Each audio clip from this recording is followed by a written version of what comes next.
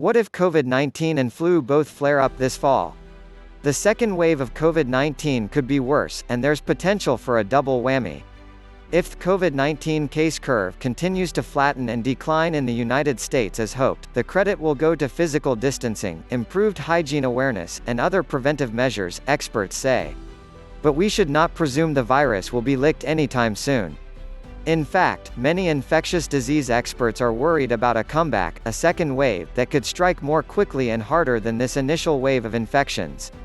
Worse, it could arrive just as flu season is ramping up, potentially exacerbating symptoms and causing fresh havoc for the healthcare system and the economy.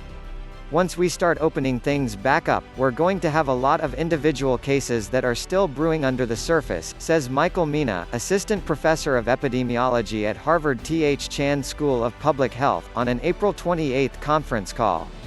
If we don't put out all the flames, then we'll have this smoldering number of people that will all be able to ignite outbreaks at once. The math of a second wave could be much different, Mina explains. The initial outbreaks were isolated, starting mostly in a few cities, where one case might have led to 4 other infections, then 16. In a second wave, you could have, say, 100,000 cases at the start that spread all over the country and lead to 400,000 new infections, then 1.6 million, and so on. The 1918-19 influenza pandemic offers a lesson on how viral outbreaks can come in waves, Mina says. The first U.S. outbreak was in March of 1918. The spread subsided that summer, then resurged in the fall, creating a far deadlier second wave of infections.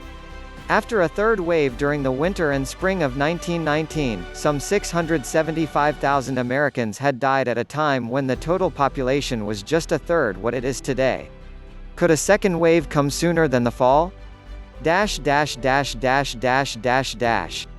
While the 1918-19 pandemic was caused by the flu virus and therefore does not offer an apples-to-apples comparison to the coronavirus, COVID-19 is not the first coronavirus-caused disease to make waves.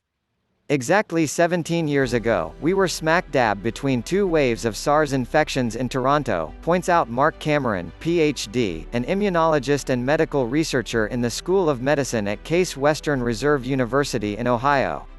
On March 26, 2003, the Government of Ontario, Canada, declared an emergency due to an outbreak of the coronavirus SARS-CoV. By late April, Toronto's mayor said the city was safe, inviting tourists back. On May 17, Ontario lifted the emergency. Within 2 weeks, the second wave came roaring back, just as strongly as the first and for just as long, says Cameron, who studied the disease while working at Toronto General Hospital at the time.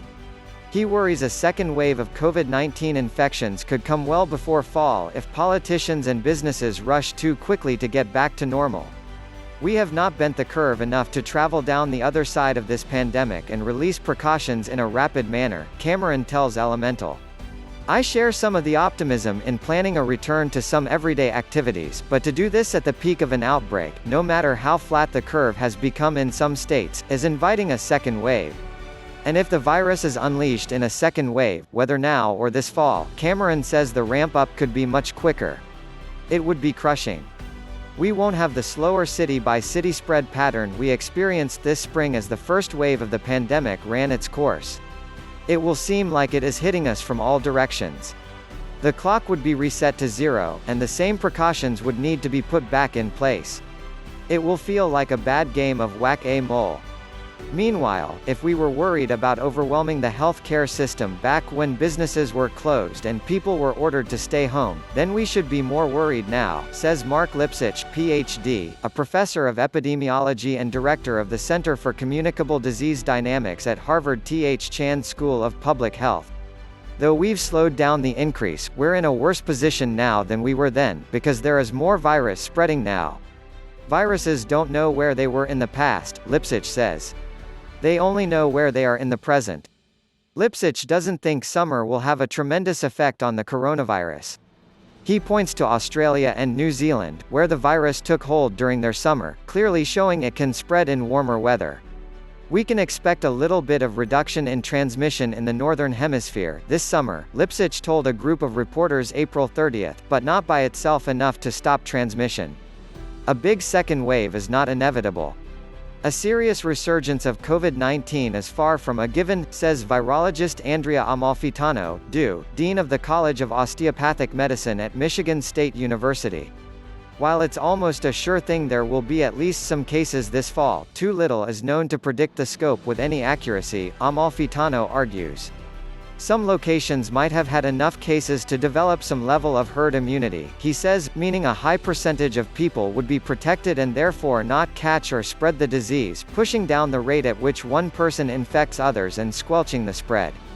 Mina agrees that herd immunity may have been achieved in specific locations, like individual nursing homes or even densely populated neighborhoods. But he thinks any collective protection will be highly localized, not serving the population in general. Even if 10% of the U.S. population has been infected, which Mina thinks is on the high side and is 30 times the current roughly 1 million diagnosed cases, it still isn't enough to stop this virus from roaring back. Depending how contagious an infection is, usually 70% to 90% of a population needs immunity to achieve herd immunity, according to researchers at Johns Hopkins University. There are other wild cards.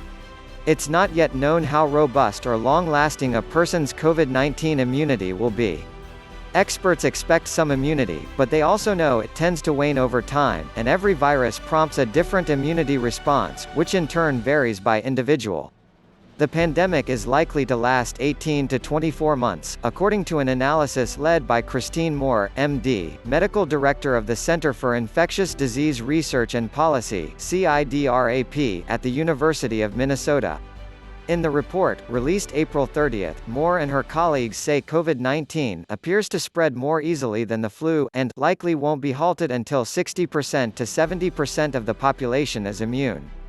Meanwhile, there's no guarantee that a useful COVID-19 vaccine can be discovered and mass-produced by this fall, though hopes are high. Researchers at Oxford University are fast-tracking a vaccine candidate and say it could be ready by September. Amalfitano, who has worked on efforts to create vaccines for the flu and HIV, tells me the Oxford group is very well esteemed and could deliver, but notes that promising vaccine candidates sometimes flop completely during the clinical trials aimed at proving their effectiveness. Somewhere between a third and a half of vaccine candidates aimed at other diseases in past efforts failed in the late stages of testing, Lipsitch points out. He is hopeful, but only cautiously hopeful, that a vaccine will be ready by this fall, putting the odds at somewhere between 1 in 3 and maybe 1 in 2 if we're lucky. Other vaccine experts predict that even having one ready in 18 months is highly optimistic. Like many epidemiologists, Lipsitch is concerned states may open back up too quickly and too fully amid a lack of testing to reveal how many people actually have COVID-19 and without antibody tests that would begin to provide clues as to who might have some immunity to the disease. In the absence of much better testing capacity, it's a dangerous thing to start lifting restrictions, he says.